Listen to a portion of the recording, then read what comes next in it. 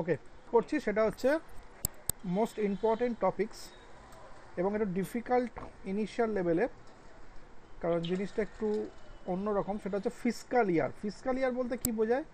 Fiscal ইয়ার বলতে বোঝায় basically আমরা ফিনান্সিয়াল ইয়ারকে বলি ফিসকাল ইয়ার। এসএপি ল্যাঙ্গুয়েজে আমরা এটাকে বলি ফিসকাল ইয়ার। ঠিক আছে, প্রথমত জানতে হবে আগে ফিনান্সিয়াল ইয়ারের সিস্টেমটা কি। ঠিক আছে, আজকে যদি কেউ আমাকে জিজ্ঞেস করে যে ফিনান্সিয়াল ইয়ার কাকে বলে, তাহলে আমরা বলবো যে আমাদের নর্মাল যেটা সেন্স, যে আমাদের ফিনান্সিয়াল ইয়ার হচ্ছে এপ্রিল টু মার্চ। ঠিক আছে, যে অ্যাট প্রেজেন্ট আমাদের 2020 2021 চলছে। ওকে, প্রথমত আগে জানতে হবে ফিনান্সিয়াল ইয়ার ক রকমের হয়। ফার্স্ট হচ্ছে, এর অ্যান্সার হচ্ছে ফিনান্সিয়াল ইয়ার হয় দু রকমের। একটা হচ্ছে ক্যালেন্ডার ইয়ার, একটা হচ্ছে নন ক্যালেন্ডার ফিসকাল ইয়ার। এখন প্রশ্ন হচ্ছে ক্যালেন্ডার ফিসকাল ইয়ার কাকে বলে? ক্যালেন্ডার ফিসকাল ইয়ার হচ্ছে যেটা হচ্ছে জানুয়ারিতে শুরু হয় এবং যেটা ডিসেম্বরে গিয়ে শেষ হয়। এটা সাধারণত ইউএস ফলো করে, আমরা এটা ক্যালেন্ডার ইয়ার বলে থাকি, ক্যালেন্ডার ফিসকাল ইয়ার বলে থাকি। ঠিক আছে, এবার প্রশ্ন হচ্ছে এসিপি কিন্তু এই স্ট্যান্ডার্ড সিস্টেমটাকেই ফলো করে, মাইন্ড ইট। হ্যাঁ, ক্যালেন্ডার ফিসকাল ইয়ারটাই ফলো করে।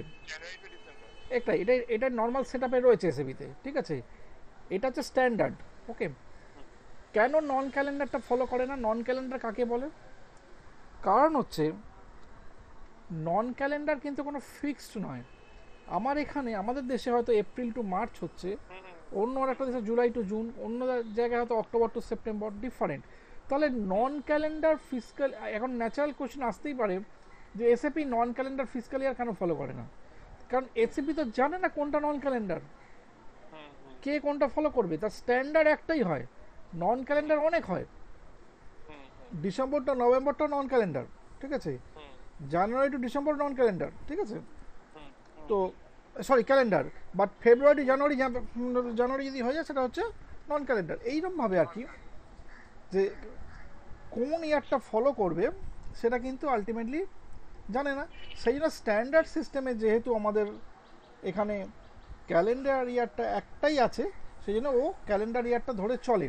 এখন প্রশ্ন হচ্ছে একটাই, যে যখন নন ক্যালেন্ডার হবে তখন আমরা কীরকমভাবে মেনটেন করবো। ক্যালেন্ডার ফিসকাল ইয়ারের ক্ষেত্রে আমাদের যদি কেউ জিজ্ঞেস করে ফিসকাল ইয়ার কি, আমরা কিন্তু তখন একটাই বলবো যে 2020 কি 2021, কারণ 2020 যদি হয় 2020 জানুয়ারিতে শুরু হচ্ছে এবং এপ্রিলে গিয়ে সরি ডিসেম্বরে গিয়ে শেষ হয়ে যাচ্ছে।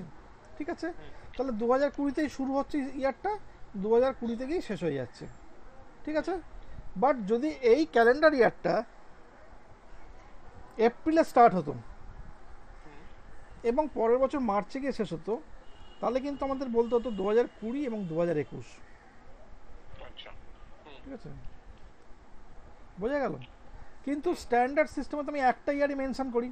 ঠিক আছে, সেই জন্যে এসএপিতে কিন্তু অফিসিয়ালি দুটো ফিসকাল ইয়ারকে একসঙ্গে বলার কোনো সিস্টেম নেই, বা নন ক্যালেন্ডারকে আলাদাভাবে ওরা কোনো সেট আপে যায়নি। তাহলে আমাদের ন্যাচারাল কোয়েশ্চেন, যদি আমাদের ইয়ার নন ক্যালেন্ডার হয় তাহলে আমরা কী করব? ঠিক আছে, তার আগে আমি একটা জিনিস বলে দিই, এই যে আমাদের প্রত্যেকটা মাস সাধারণত সে ক্যালেন্ডার ইয়ার হোক আর নন ক্যালেন্ডারই হোক, যে কোনো ফিসকাল ইয়ার, সেখানে কিন্তু নর্মাল সিস্টেমে 12টা মাস থাকে। ঠিক আছে, এই 12টা মাসকে এসএপি ল্যাঙ্গুয়েজে বলা হয় পিরিয়ডস, 12টা পিরিয়ড।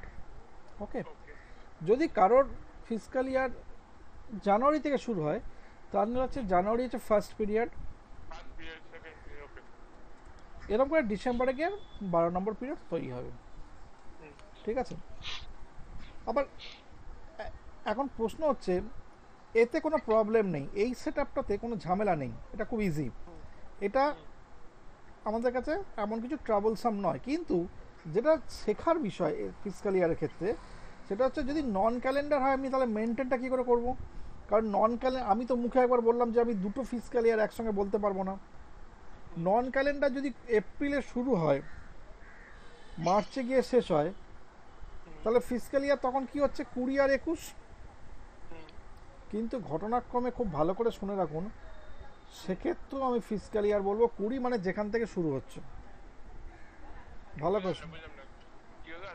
যখন আমি এপ্রিল টু মার্চ হবে, তাহলে এপ্রিল মাসে শুরু হচ্ছে আর মার্চ মাসের পরের বছরে গিয়ে শেষ হচ্ছে, তখনও কিন্তু আমি বলবো ফিসক্যাল ইয়ার আমার 2020 না 20। কোনো সময়তেই দুটো ফিসক্যাল ইয়ার একসঙ্গে এসএপিতে বলা যায় না, বাট মেনটেন আমাকে করতে হবে এরকম। তাহলে এখন প্রশ্ন হচ্ছে, তো আমি তো 12টা মাস একটা বছরের মধ্যে মেনটেন করতে পারবো, বাট যদি নন ক্যালেন্ডারের ক্ষেত্রে এক্ষেত্রে তো 12টা মাস মেনটেন হচ্ছে না, এক্ষেত্রে 9টা মাস মেনটেন হবে। কারণ ডিসেম্বর মাস অবধি হচ্ছে ওই বছরের মধ্যে পড়ছে, তাহলে বাকি রইল 3টে মাস, তাহলে সেটাকে কি করে আমি নিয়ে আসবো 20-র মধ্যে? এখন এইখানে একটা কনসেপশন এসএপি ইউজ করেছে, যে কনসেপশনটাকে বলা হয় ইয়ার শিফট। আমি কালকে যে ডেফিনেশনের নোটসটা পাঠিয়েছিলাম ওখানে ওটা রয়েছে ইয়ার শিফট কাকে। ইয়ার শিফট মানে কি? ইয়ার শিফট মানে হচ্ছে শিফটিং অফ ফিনান্সিয়াল ইয়ার। ঠিক আছে, ব্যাপারটা কীরকম? এপ্রিল মাস অফিসিয়ালি কত নম্বর মাস? 4 নম্বর মাস। পিরিয়ড হিসেবে 1 নম্বর পিরিয়ড।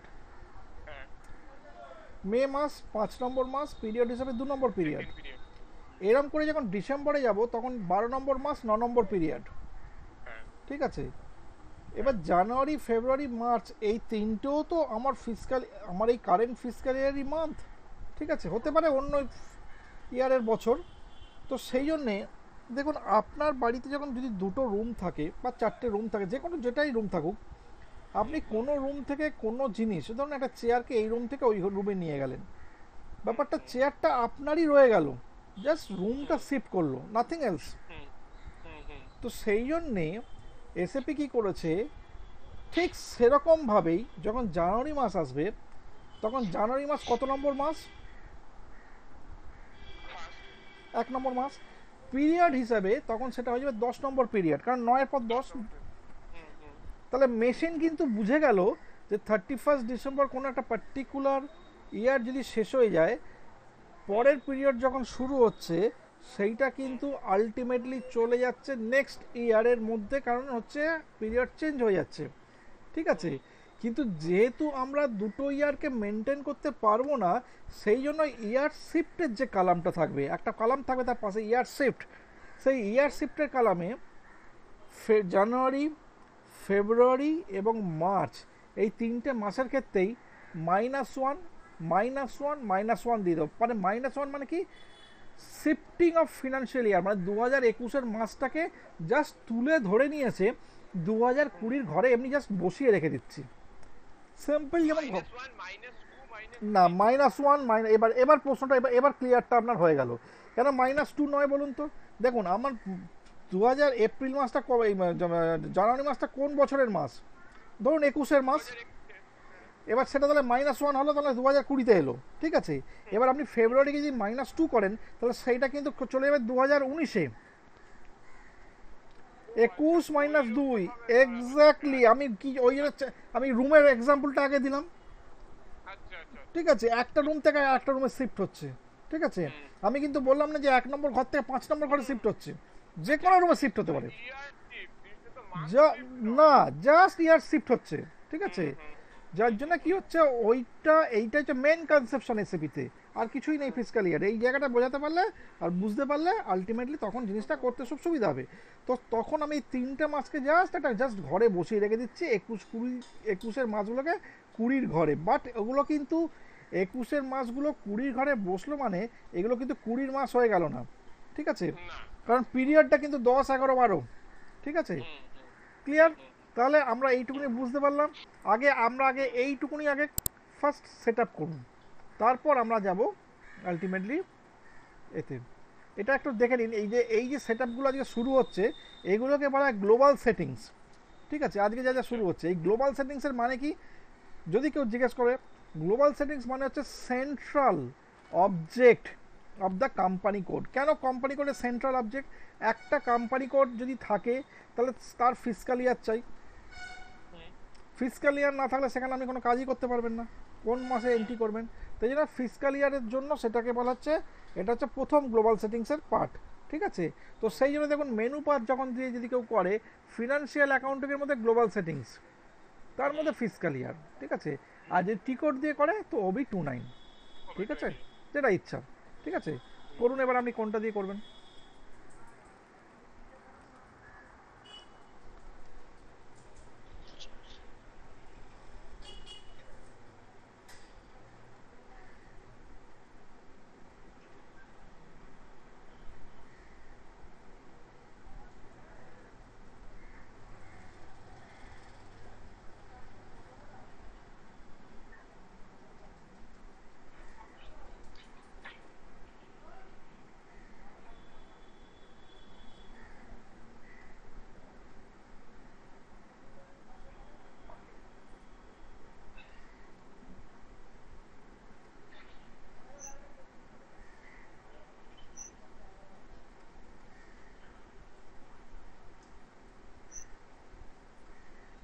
মেইনটেইন ফিসকাল ইয়ার ভ্যারিয়েন্ট তো ইয়েস,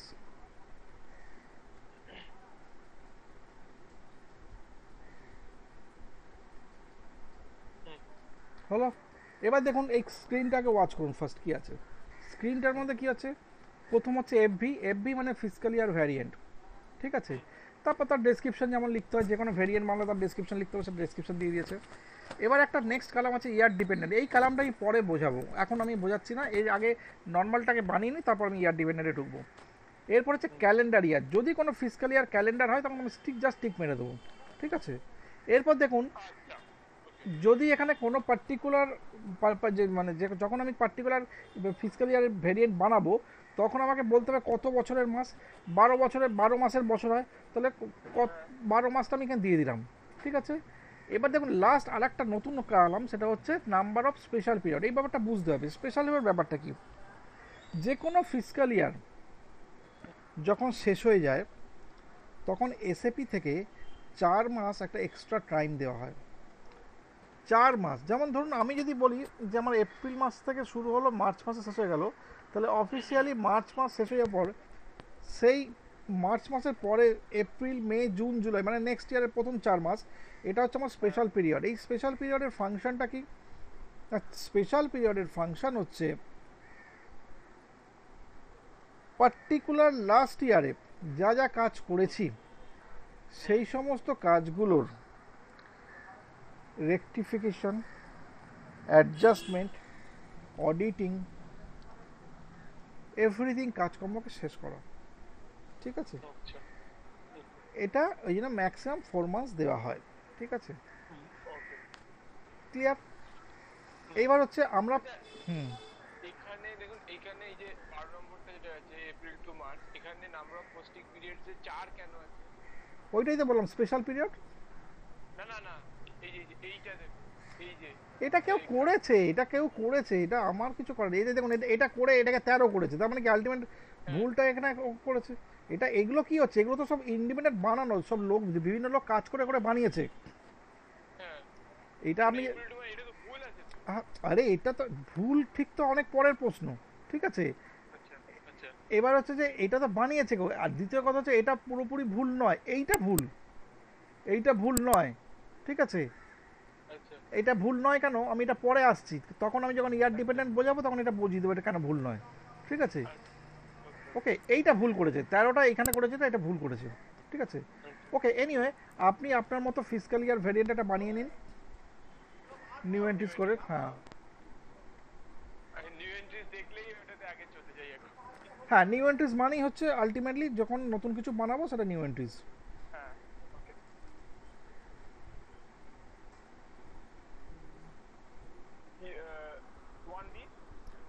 এখন ব্যাপারটা হচ্ছে 1 নেবে তখনই যদি না থাকে। ঠিক আছে, আপনার কোম্পানি কোডের কী নাম ছিল? A1, তাহলে A1 দিয়ে দেখুন নেয় নাকি। 2 ডিজিটের বেশি করা যায় না। আচ্ছা, একটা দেখুন দেখার সুবিধা আছে এখানে, হবে কি এখানে একটা এন্টার মারলে দেখুন, একটা এন্টার মেরে দেখুন যে যদি দেখা যায় রেট, দেখুন এটা তার মানে কি দেখুন specified number of posting period, তার মানে এটা আছে। আর যদি মনে করুন এখানে কোনো কারণে বলতো যে ইন্টারভাল নট অ্যাভেলেবেল, তার মানে হচ্ছে যে অলরেডি এক্সিস্ট, তার মানে বুঝতে হতো যে এটা আলটিমেট রয়েছে, তার মানে এটা তোমার নেই, সেই জন্য আপনাকে পিরিয়ড চাইছে। এখানে আমি ডেসক্রিপশন দিয়ে দিন, ফিসক্যাল ইয়ার অফ বা A1 B2 যা কোম্পানি কোডের নাম যেটা ইচ্ছা। এখানে ডেসক্রিপশনগুলো সাধারণত কোনো ম্যাটার করে না, জাস্ট বোঝার সুবিধার জন্য দিয়ে রাখা ভালো। এবার হচ্ছে আপনার number of posting period 12, number of special period 4। এবার এখানে একটা এন্টার মারুন। এখানে কি বলে দেখুন, এই দেখুন এখানে এসে গেল অন অ্যান্ড, মানে এটা ছিল এখানে, ঠিক আছে। তারপরে এটাকে চেঞ্জ করে দিন, 1A করে দিন, তো দেখুন নেয় নাকি চেঞ্জ করে 1A। এটা প্রথমে বললো না তো ছিল। এবার এই যে এটা ভেতরে ঢুকলো, এখানে ঢুকে ডেটাবেসে ঢুকে পেয়ে গেল, এন্টার করুন।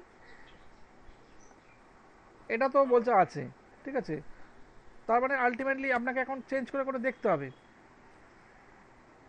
নেই, ঠিক আছে, নেই অন এন্ট্রি, এটা একটা ডিসেবল দিয়ে দিয়েছে। ওকে, এইবার হচ্ছে আপনি এই লাইনটাকে সিলেক্ট করুন, হলো। এখন এটা তো ভেরিয়েন্ট হলো, এবার আপনাকে তো মেশিনে বলতে হবে 12 মাস যে হবে কবে থেকে শুরু হচ্ছে, কোন মাসে কত দিন, মেশিন তো জানে না।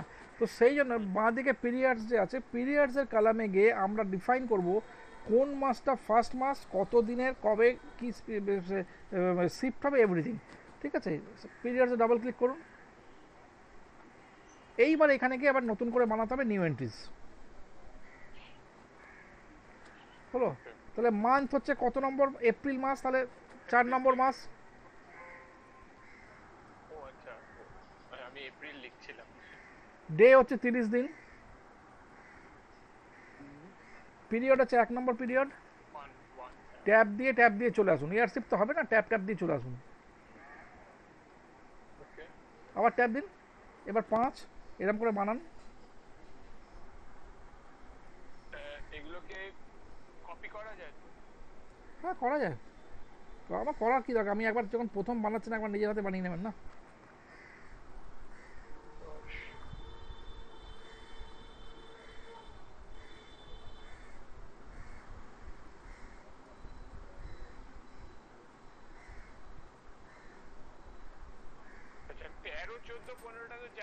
না না 13 না, এটা 1 2 3 নট 13 মাস, মাস কিন্তু 1 2 3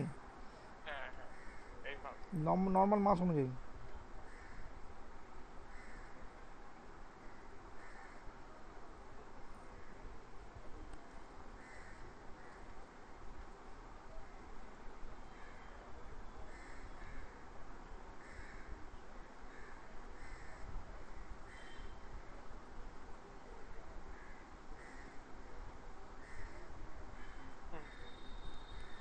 ঠিক আছে,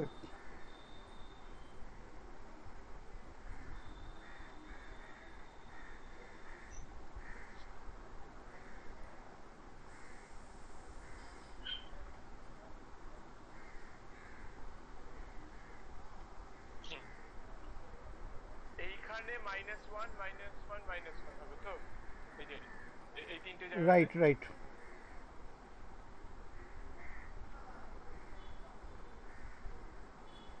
ওকে, সেভ করব। সেভ।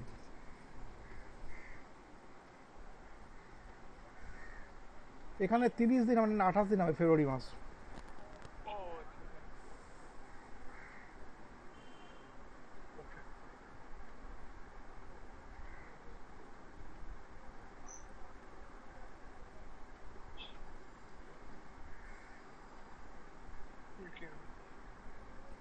হলো, এটা কি হলো? দাঁড়ান ইনকমপ্লিট বলছে মানে কোনো আরও ভুল আছে, দাঁড়ান দেখি কি কি করেছেন।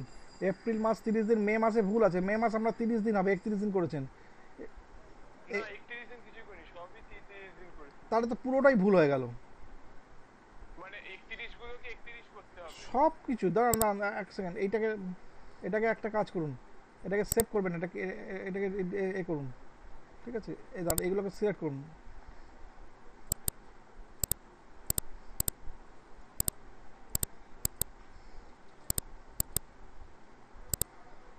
করে এখান থেকে এটা ডিলিট করে দিন।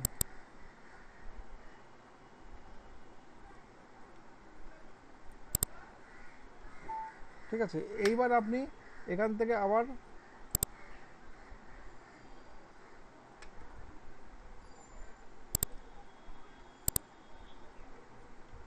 নিউ এন্ট্রিজ করুন। করে এখানে আপনি 4 না 5, এপ্রিল থেকে শুরু হচ্ছে তো। হ্যাঁ এপ্রিলটা তো করে ফেলেছেন একবার না, এপ্রিলটা তো উপরের লাইনে আছে মনে হচ্ছে, আগের লাইনে আছে মনে হয়, দেখুন এপ্রিল লাইন নেই কি, তাহলে তার 4 দিয়ে করুন, 4 30 দিন।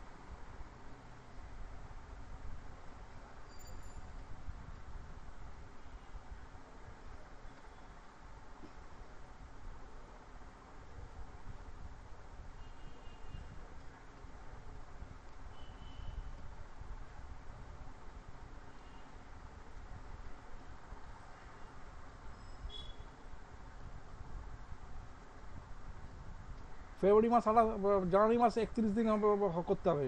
হ্যাঁ হ্যাঁ হ্যাঁ জানি, 1 মিনিট দাঁড়া, একটা ভুল হয়েছে ওখানে। 30, 31,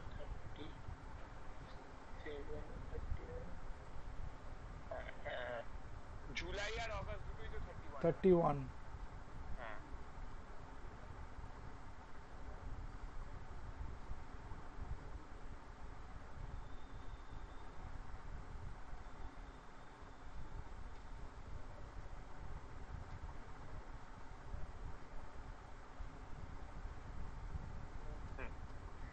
এবার এন্টার মারুন। -1। এগুলো দিয়ে দিয়ে এন্টার মারুন।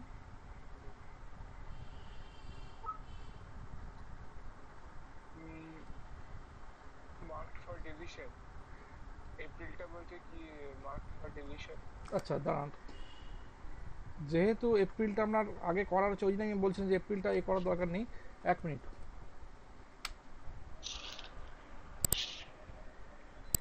দাঁড়ান একদম প্রথম থেকে করে দিন একবার, বেরিয়ে যান এখান থেকে। এই যে এইটা রয়েছে, হ্যাঁ এইখানটাতে এইখানে ভুলটা হয়েছে, এইখানে এটা লাইনটাকে সিলেক্ট করুন, করে আগে ডিলিট করুন।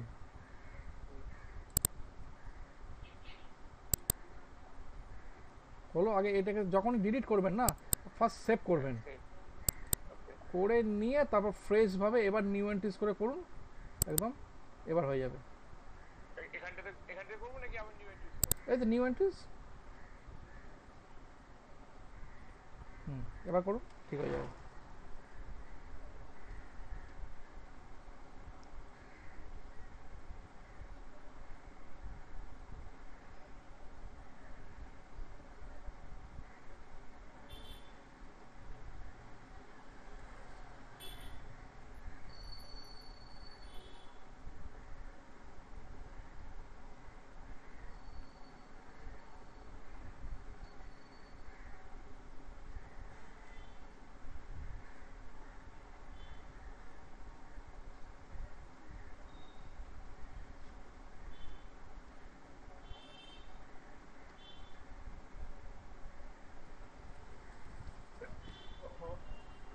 দিন করতে চলে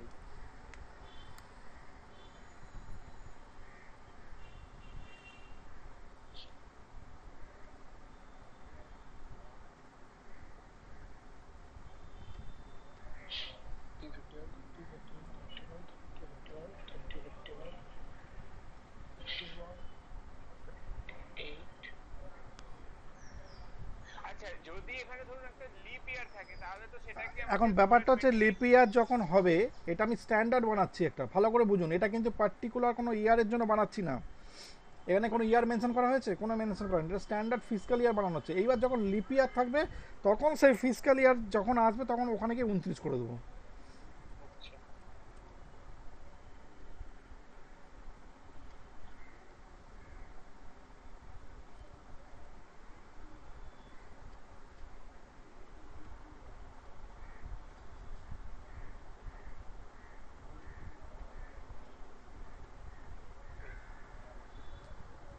এটা মানুন।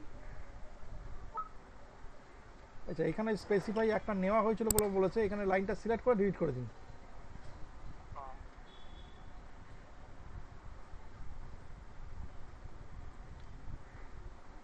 লাইনটা তো সিলেক্টই হচ্ছে না, এটা জিরোটাকে মুছুন।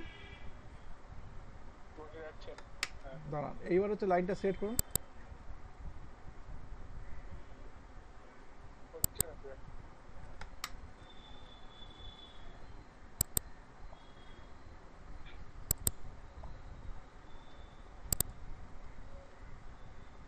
লাইনটা সেট করুন এবার। তা হচ্ছে না।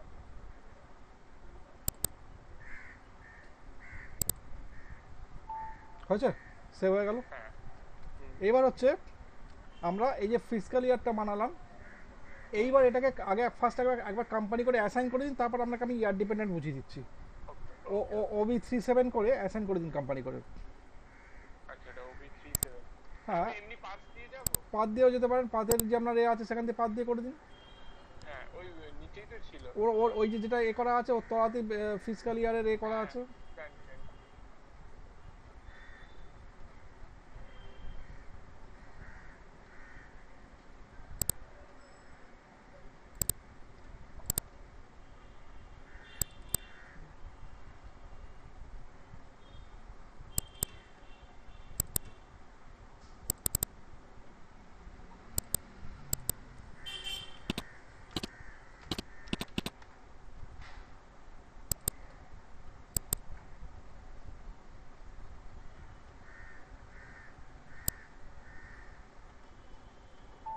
হ্যাঁ, করে দিয়েছি। তাহলে আমাদের ফিসকাল ইয়ার ভ্যারিয়েন্টটা এখানে অ্যাসাইন হয়ে গেল। ঠিক আছে, তাহলে আমরা এখন এইবার আমি যেটা করব সেটা হচ্ছে যে আমি এবার পরবর্তী ধাপে যাব। আমি একটা আপনাকে জাস্ট এ পাঠিয়ে দিচ্ছি, মানে নেক্সট এরটা গ্লোবাল সেটিংসের এটা পাঠিয়ে দিচ্ছি। গ্লোবাল সেটিংসের আমি আমি একটা নতুন এ পাঠিয়ে দিচ্ছি, ডকুমেন্টেশন পাঠিয়ে দিচ্ছি। এটাকে ডাউনলোড নিয়ে নিন।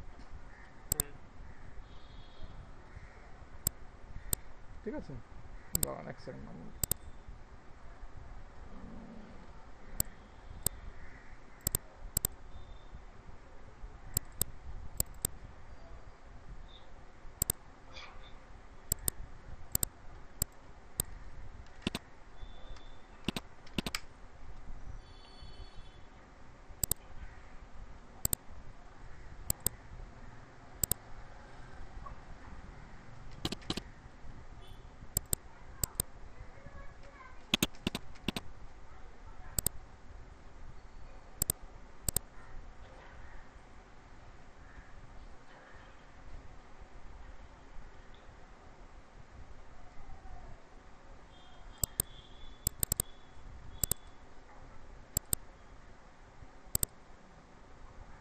এটা ডাউনলোড নিয়ে নিন আগে।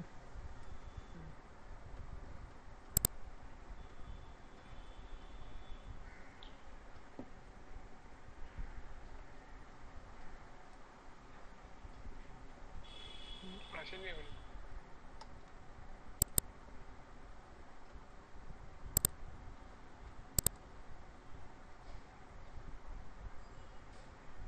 দেখুন একবার।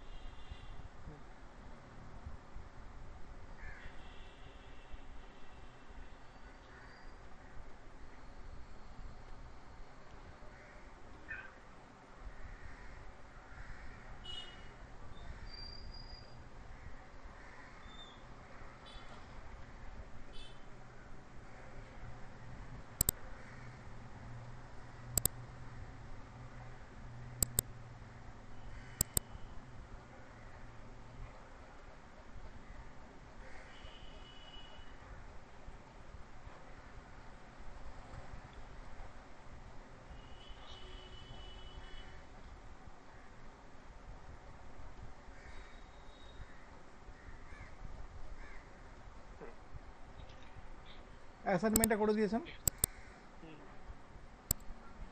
আচ্ছা, এবার আমরা আসছি নেক্সট টপিকস। আচ্ছা না সরি, আগে আমাদের এটা করতে হবে,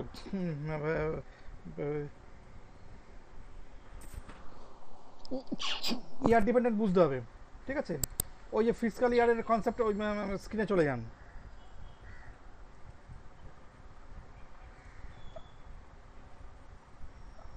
এখানে একটা দেবেন, এখানে কে এরকম যখন হবে না এটা উঠে যায় অনেক সময়, এখানে K4 দিয়ে দেবেন, দিয়ে K4, ঠিক আছে? এটা দিয়ে বেরিয়ে যাবেন। এবার এবার এবার ব্যাক করুন, আপনি আগে মেনটেন ফিসকাল ইয়ারে যান।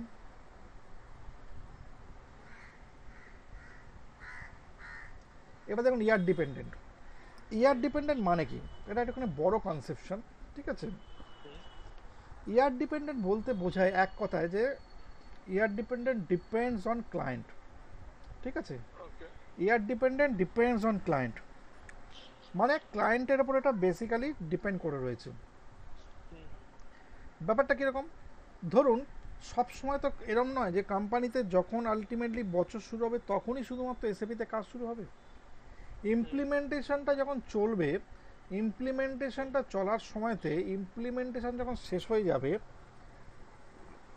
তারপর যখন ক্লায়েন্টকে ইমপ্লিমেন্টে হ্যান্ড ওভার করে দেবে, সেই হ্যান্ড ওভার করে দেওয়ার পর ক্লায়েন্ট দেখবে তার এই মুহূর্তে ফিসকাল ইয়ারের পজিশন কী আছে। যেমন ধরুন আমি ধরছি যে এপ্রিল টু মার্চ হচ্ছে কোনো একটা ক্লায়েন্টের ফিসকাল ইয়ার নর্মাল, ঠিক আছে? এবার ইমপ্লিমেন্টেশনটা শেষ হয়ে গেছে জুলাই মাসে, ক্লায়েন্টকে হ্যান্ড ওভার করে দিয়েছে জুলাই মাসে 31শে জুলাই। ক্লায়েন্ট দেখছে 1 আগস্ট থেকে সে এসএপিতে কাজ করতে পারে, ঠিক আছে? বাট পুরনো সিস্টেম যেটা তার ছিল সেখানে তো এপ্রিল মে জুন জুলাই কাজ করেছে সে। তাহলে প্রথম যখন হবে ফার্স্ট ইয়ারটা যখন শুরু হবে এসএপিতে, তাহলে কবে থেকে শুরু হচ্ছে? আগস্ট থেকে। এক্ষেত্রে কিন্তু আলটিমেটলি ফিসকাল ইয়ারের যে পিরিয়ড, প্রথম বছরের পিরিয়ড, তখন আর 12 হবে না, তখন হবে 8, ঠিক আছে? তাহলে এবার 8 মেশিন কি করে বুঝবে? মেশিন জানে 12 ছাড়া তা সে কিছু বোঝে না, ঠিক আছে? তো মেশিনকে যখন 8 ব্যাপারটা বোঝাতে হবে, তখন আর কি মেশিনকে বলতে হবে যে এই ইয়ারটাই 8, ঠিক আছে? সেই জন্য ইয়ার ডিপেন্ডেন্ট কথাটা ইউজ করা হয়েছে। ইয়ার ডিপেন্ডেন্ট মানে এইটাই ডিপেন্ড করছে 8, নেক্সট ইয়ারটা কি আবার 12 হয়ে যাবে, ঠিক আছে? তখন আমরা ইয়ার ডিপেন্ডেন্টটা টিকমার্কটা উঠে দিয়ে ওটা আবার 12 করে দেবো, ঠিক আছে? তো ইয়ার ডিপেন্ডেন্ট যখন হবে, তাহলে এইখানে কি হলো, 4টে মাস কমে গেল। প্রথম ফিসকাল ইয়ার 4টে মাস কমে গেল তো প্রথম বছরটা। এই 4টে মাস যে কমে গেল, এইটাকে বলা হয় শর্ট এন্ড ফিসকাল ইয়ার। এই যে নিচে যেটা রয়েছে শর্ট এন্ড ফিসকাল ইয়ার, ঠিক আছে? মানে এইটা শর্ট এন্ড হতে গেলে ইয়ার ডিপেন্ডেন্ট হতেই হবে, কিচ্ছু করার নেই, 1 নম্বর। 2 নম্বর কথা হচ্ছে অনেক সময়তে কিছু কিছু কান্ট্রি আছে, ইউরোপের কান্ট্রি হয়, যাদের number of days in a particular month is not equal, মানে তারা ইকুয়ালি ক্যালকুলেশন করে না। কীরকম ব্যাপারটা, ধরুন আমাদের জানুয়ারি মাস হচ্ছে কত দিনে, 31 দিনে। ওরা ঠিক করলো যে না এই বছর আমাদের জানুয়ারি মাস আমরা 27 দিনে শেষ করবো না, 4 দিন হয়তো ছুটি, সেটাকে অন্যভাবে অ্যাডজাস্ট করছে, ঠিক আছে? ফেব্রুয়ারি মাস হয়তো বললো 23 দিন, মার্চ মাস বললো হয়তো 25 দিন, ঠিক আছে? এখন মেশিনের তো একটা নির্দিষ্ট ক্যালেন্ডার রয়েছে। আপনি তো দেখলেন যে আপনি যখন ফিসকাল ইয়ারের ডেটটা মেনশন করছিলেন ডেজগুলো, তখন আপনার ভুল হওয়ার জন্য আপনাকে আটকে দিল, তার মানে ওটাও ভ্যালিডেট হচ্ছে মেশিনে কোনো জায়গাতে, ঠিক আছে? এবার প্রশ্নটা হচ্ছে যখন এই জিনিসটা হচ্ছে তখন আলটিমেটলি আমাদের কি করতে হবে, এই যে পার্টিকুলার মান্থের ডেজগুলো ডিফারেন্ট, যখন আমরা পিরিয়ডসে গিয়ে ওই পার্টিকুলার ডেজগুলোকে মেনশন করব, তখন যে বছরটা যে দিন যত দিনে থাকবে ততদিন মেনশন করে দেবো, ঠিক আছে? কিন্তু তার আগে ইয়ার ডিপেন্ডেন্ট টিক মেরে দিতে হবে। হতে পারে 12 মাস,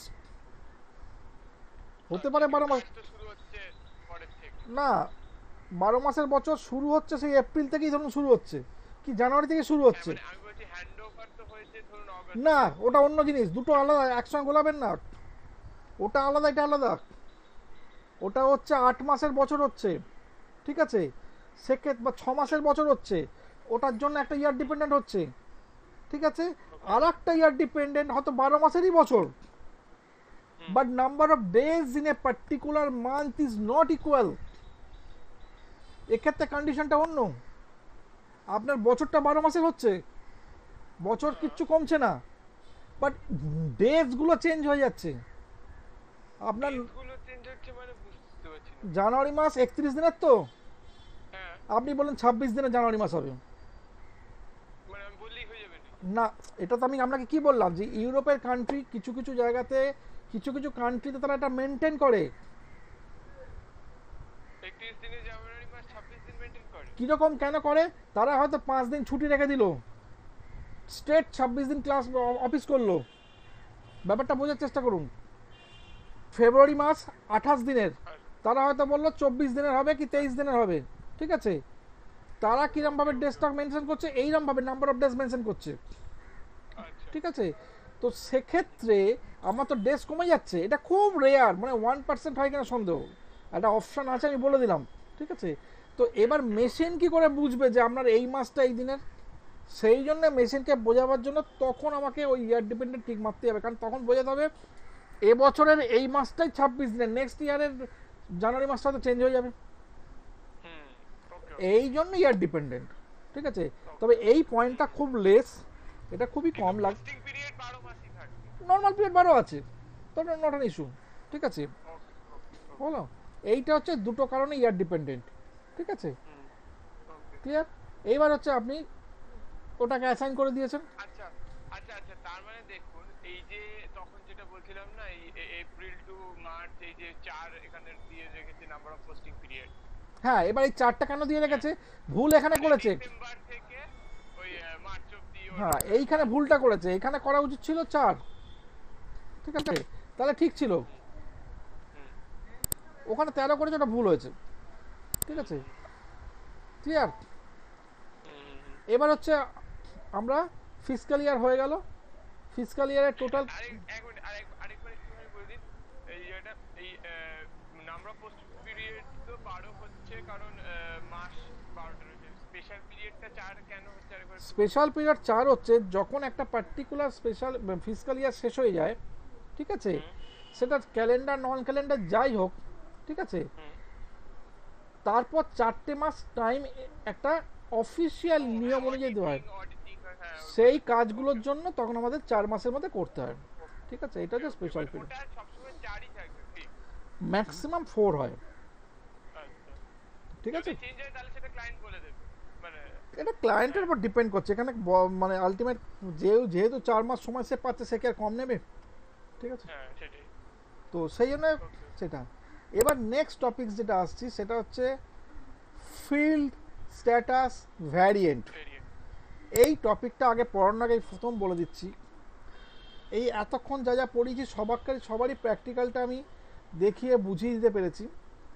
প্রথমত এই টপিকটা ইনিশিয়াল লেভেলে ডাইরেক্টলি প্র্যাকটিক্যাল প্রপারলি দেখানো সম্ভব হয় না। দেখানো কখন সম্ভব হয় না? কখন সম্ভব হয়?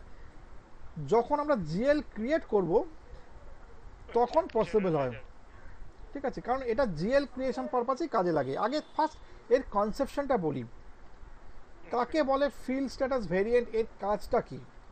আগে ফার্স্ট বুঝি ফিল্ড। 3টে এখানে ব্যাপার আছে। আগে হচ্ছে প্রথম হচ্ছে ফিল্ড ব্যাপারটা কি। আমরা এখনো পর্যন্ত যা যা কাজ করলাম তাতে বিভিন্ন সময়তে বিভিন্ন রকম ফিল্ডকে আমরা ফিল আপ করেছি। কখনো সেই ফিল্ডটা টেক্সট হয়েছে, কখনো নিউমেরিক হয়েছে, কখনো 6 ডিজিট, কখনো 5 ডিজিট, কখনো 2 ডিজিট, ডিফারেন্ট হয়েছে, ঠিক আছে। জিএল ক্রিয়েট করার সময়তে অনেক রকমের জেনারেলাইজার হবে, কখনো অ্যাসেট হবে, কখনো লাইবিলিটি হবে, কখনো ইনকাম, কখনো এক্সপেন্ডিচার। আবার এই অ্যাসেট আবার ডিফারেন্ট টাইপের হতে পারে, ঠিক আছে। লাইবিলিটি, ইনকাম সবই ডিফারেন্ট টাইপের হতে পারে। এখন প্রশ্ন হচ্ছে ডিফারেন্ট জিএল এর কিন্তু ডিফারেন্ট আলটিমেটলি আলটিমেটলি এদের ডিফারেন্ট স্ট্রাকচার হয়, ঠিক আছে?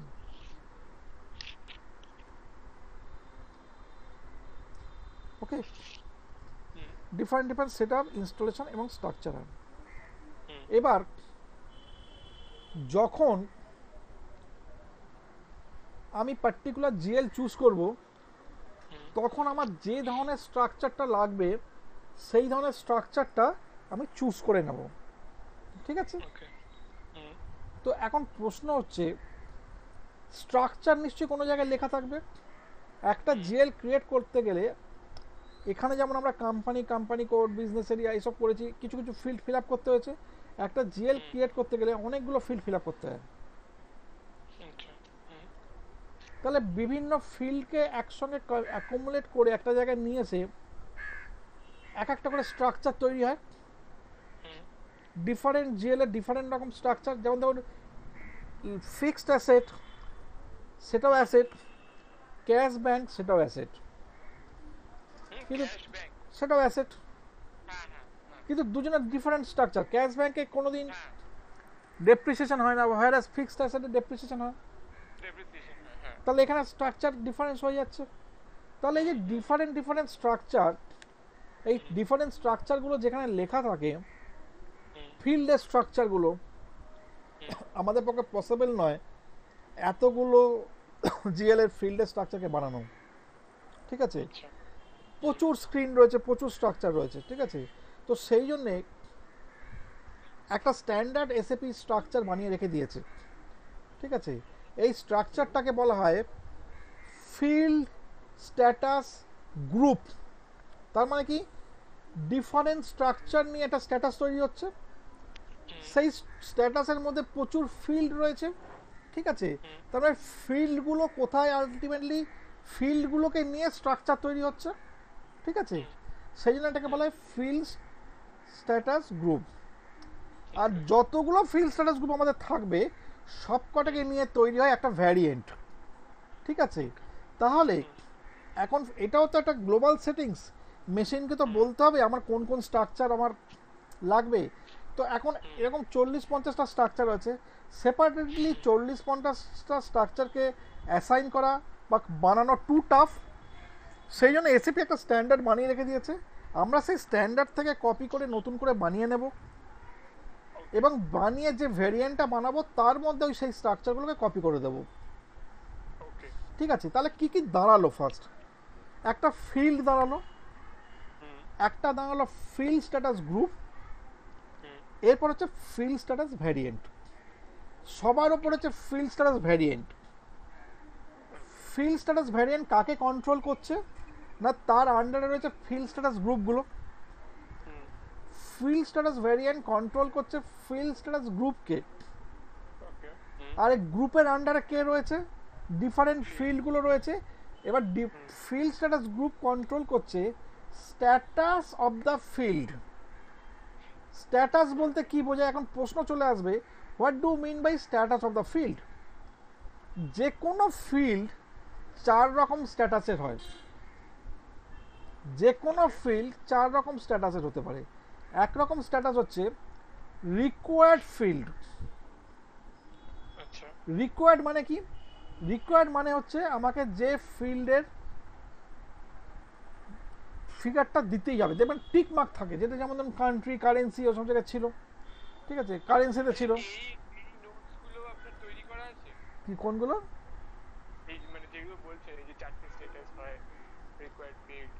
এখানে এই যে যখন পড়বেন ভেতরে সব দেওয়া আছে এর মধ্যে। এই যে যেখানে OBC4 দেখছেন না, এই OBC4 তলায় আসুন, এখানে দেখুন ওপরেই লেখা আছে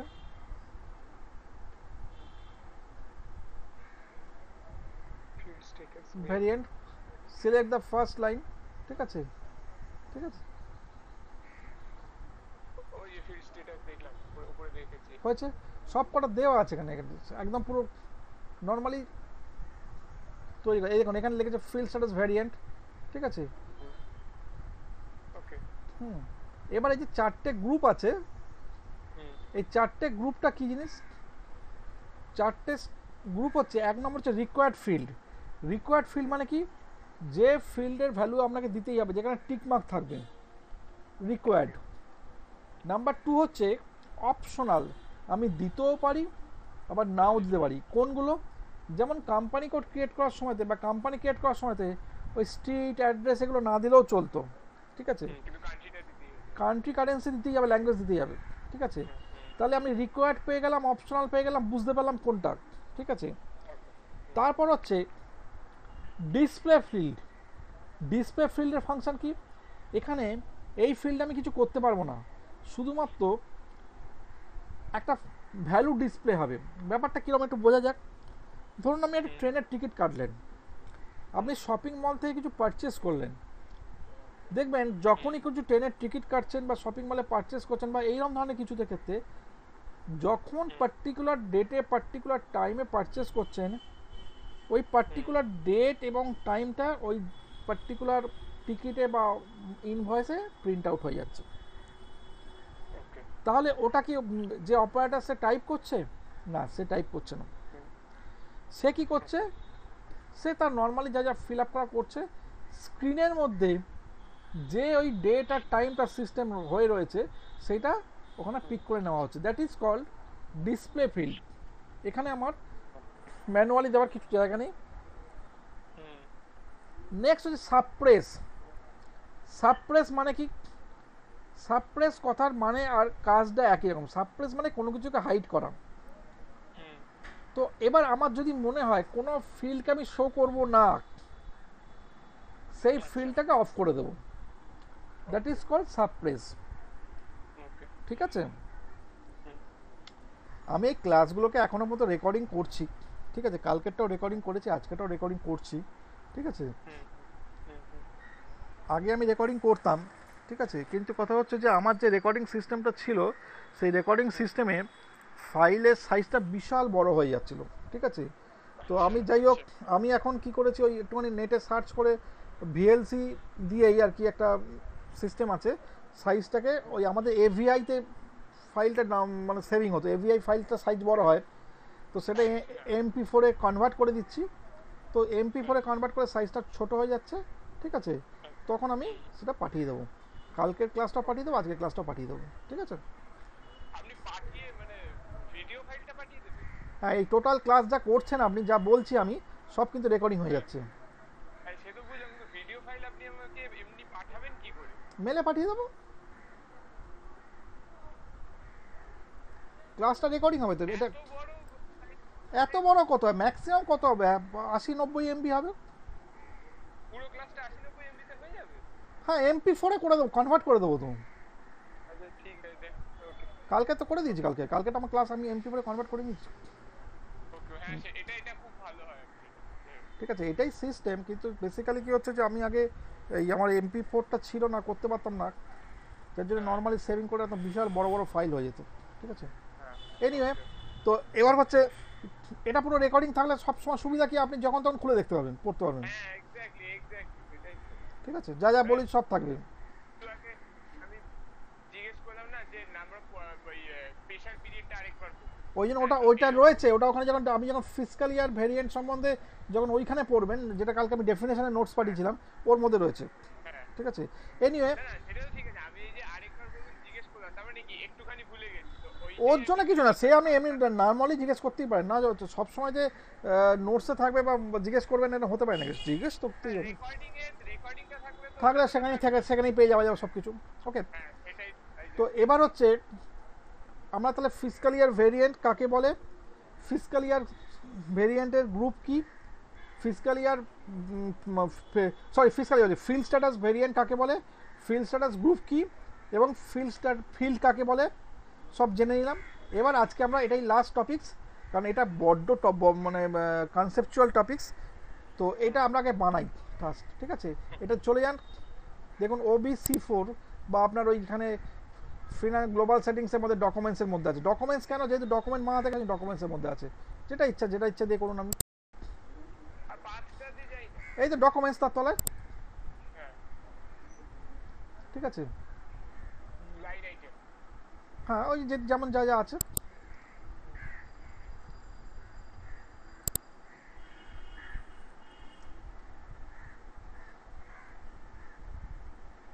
তারপর কন্ট্রোল, তারপরে ফিল্ড স্ট্যাটাস ভেরিয়েন্ট।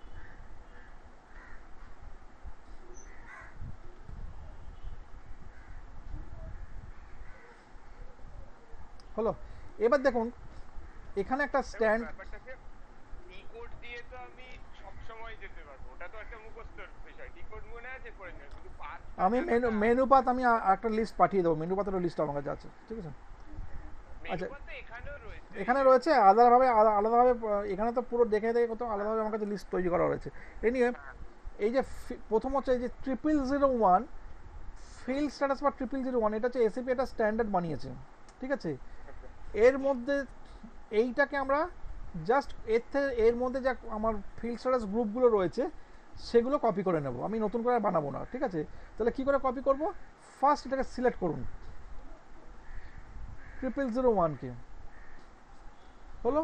এবার বাঁ দিকে দেখুন 4 নম্বর বাটনটা হচ্ছে কপি অ্যাজ বা এফস্যাক্স, যেটা ইচ্ছে কপি অ্যাজে ক্লিক করুন। যেই কপি অ্যাজে ক্লিক করলেন দেখুন সব চলে গেল, শুধু এটা রয়ে গেল। এইবার আপনি ভেরিয়েন্টের নামটাকে চেঞ্জ করে দিন, আপনার কোম্পানি কোডের নামে করে দিন বা যে কোনো নামে, আমরা কোম্পানি কোডের নামে করুন, তাহলে সুবিধা হয় মনে রাখতে।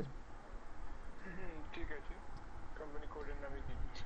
হ্যাঁ না, এটা কোম্পানি কোডের নাম নাকি? আপনার কোম্পানি কোডের নাম তো AIC A12 না কি? না না না, ওটা এইটাই কোম্পানি কোড। FICO নামে কোম্পানি কোড ছিল? কোম্পানি কোডটা FICO, হ্যাঁ। ও আচ্ছা, কোম্পানি কোড। ও আচ্ছা, ওটা না, আমার কোম্পানি লাগবে, আমার অলওয়েজ কোম্পানি কোড লাগবে। ওকে, এবার আপনি দেখুন ডেসক্রিপশানে আপনি ধরুন চেঞ্জ করে দিলেন যে ফিল্ড স্ট্যাটাস ফর FICO করে দিন, মানে যেটা লজিক্যালি মনে হবে, কোনো নিয়ম নেই তবু বলে দিচ্ছি, হলো। এইবার আপনাকে একটা এন্টার প্রেস করতে হবে। যেই এন্টার প্রেস করবেন ও তো আপনাকে একটা বক্স খুলে দিল যে কপি অল, মানে আপনি কি কপি করতে চাইছেন সবকটাই, তাহলে কপি অল করে দিন। আচ্ছা, অনলি কপি এন্ট্রি করলে কি হবে? অনলি কপি করলে তখন শুধুমাত্র সেপারেট এন্ট্রি কপি হবে, পুরোটা কপি হবে না। এন্ট্রিগুলো কপি হবে। আমার তো এন্ট্রি, আমাকে তো কপি অল করলে আমাকে ভেরিয়েন্ট কপি করতে হবে পুরো, শুধু এন্ট্রি কপি করলে তো হবে না, ঠিক আছে। পুরো ভেরিয়েন্ট না কপি করলে তো আমি আলটিমেট কাজ করতে পারবো না ওখানে, ঠিক আছে। সেই জন্য সবসময় পুরো ভেরিয়েন্টকে কপি করতে হয়, সরি পুরো আর কি ভেরিয়েন্টের মধ্যে যা আছে পুরোটাকে কপি করতে হয়। ওই ভেরিয়েন্টের মধ্যে কেউ যা এন্ট্রি করেছে সেগুলোকে কপি করতে লাভ নেই, আমার তো পুরো ভেরিয়েন্টের লিস্টটা চাই, গ্রুপের লিস্টটা চাই। এবার দেখুন নাম্বার অফ এন্ট্রিজ কপিড হয়ে গেছে 41, কন্টিনিউ করে দিন। 41 খানা একদম সব দেখিয়ে দিচ্ছি এক্ষুনি আমি, কন্টিনিউ। আগে এটাকে সেভ করুন, কন্টিনিউ। এখন তাহলে প্রশ্ন হচ্ছে আমি তাহলে কি কি কপি করলাম দেখবো কি করে? আগে এটাকে সিলেক্ট করুন, গ্রুপ ফিল্ড স্ট্যাটাস গ্রুপটাকে করে বাঁ দিকে দেখুন ফিল্ড স্ট্যাটাস গ্রুপ আছে, ওখানে ডাবল ক্লিক করুন। দেখুন এগুলো সব কপি হয়ে গেছে এর মধ্যে। তাহলে এখন প্রশ্ন হচ্ছে, হ্যাঁ 41টা এন্ট্রি আছে। এবার হচ্ছে যে এবার প্রশ্ন হচ্ছে তাহলে কি কপি হলো একবার দেখি। G001 দেখুন প্রথমে আছে, এর মানে কি? জেনারেল টেক্সট, মানে জেনারেল লেজার বানাবো যখন general laser oriented, G001 G001 এর মধ্যে কি আছে? এই G0 এর মধ্যে ডাবল ক্লিক করুন।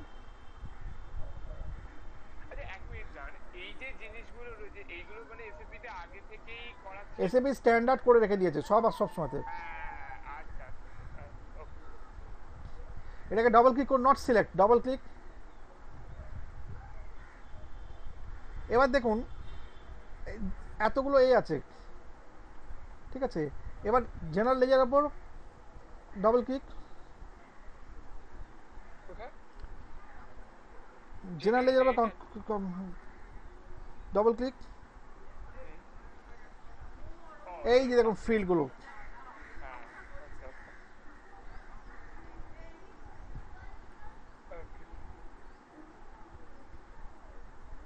বোঝা গেল? শুধু টেক্সটটাই হচ্ছে রিকোয়ার্ড এন্ট্রি, মানে দিতেই হবে, আর বাকিগুলো এই নিচেগুলো তো সাবটেক্সট করা। অ্যাসাইনমেন্ট নাম্বারটা দিলেও চলে, নাও দিলেও চলে, অপশনাল আর কি, রাইট। এবার যদি কোনো কিছু চেঞ্জ করতে হয় তখন আমি এখান থেকে চেঞ্জ করবো, আদারওয়াইজ কিছু করবো না, ঠিক আছে। বোঝা গেল? এইটা হচ্ছে কনসেপশন। এইবার হচ্ছে আমরা এই যে টোটাল জিনিসটা করলাম ভেরিয়েন্টটা FICO, এটাকে কোম্পানি কোডে অ্যাসাইন করে দেবো, ঠিক আছে। ব্যাক করে ওখান থেকে দেখুন অ্যাসাইনের জায়গা আছে, ওই অ্যাসাইন কোম্পানি কোড সোজা পজিশনে গেলাম, কোম্পানি কোড ফিকো স্ট্যাটাস ভেরিয়েন্ট। হ্যাঁ ওই যে এফআইসিও ওটাই তো দিতে হবে, এফআইসিও ঠিক আছে, হলো সেভ, ঠিক আছে ক্লিয়ার। কালকে ক্লাসটা একটু বড় ক্লাস হবে, কারণ কালকে আজকে দুটো টপিক্সে টোটালি ডিফারেন্ট টপিকস, ঠিক আছে। এবার কালকে ক্লাসে একটু বড় ক্লাস হবে এই কারণে কালকে আমি অনেকটা অ্যাকাউন্টিং ওরিয়েন্টেডের বেসিক জায়গাটা তৈরি করব, ঠিক আছে। তো সেই জন্য আর কি কালকের ক্লাসটা কিন্তু বড় ক্লাস হবে, ঠিক আছে ওকে। কালকে আমি গ্লোবাল সেটিংসটা মোটা না না 1 ঘন্টা 1.5 ঘন্টার মধ্যে হবে, কিন্তু বড় ক্লাস মানে এখানে আজকে আমার দুটো কনসেপশন হলো, ঠিক আছে। এখানে মাল্টিপল কনসেপশন হবে, কারণ কালকে আমি চেষ্টা করব যে এই গ্লোবাল সেটিংসটাকে শেষ করে ফেলার, ঠিক আছে ঠিক আছে। তাহলে আমাদের ক্লাসটা এগিয়ে যাবে আরও, ওকে ঠিক আছে।